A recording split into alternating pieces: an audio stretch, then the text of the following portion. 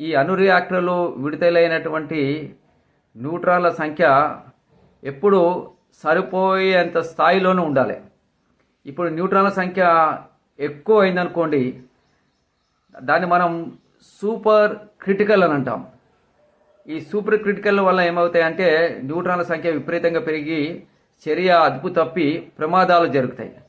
1986 సంవత్సరంలో చెర్నోబిల్లో జరిగినటువంటి ఈ న్యూక్లియర్ డిజాస్టర్ దీనివల్లనే జరిగింది.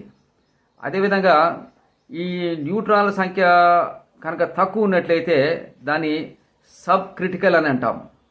అంటే న్యూట్రాన్ల సంఖ్య తక్కువ ఉంటే ఈ శృంఖల చర్య కొనసాగదు, కేంద్రీయ విచ్ఛితి చర్య కొనసాగదు, కాబట్టి అణు విద్యుత్ అనేది ప్రొడ్యూస్ కావదు.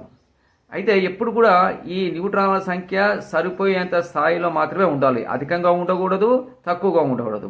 న్యూట్రాన్లు సరైన సంఖ్యలో స్థిరముగా ఉండి శృంఖల చర్య స్థిరంగా కొనసాగే స్థితినే క్రిటికాలిటీ అని అంటారు. Thank you.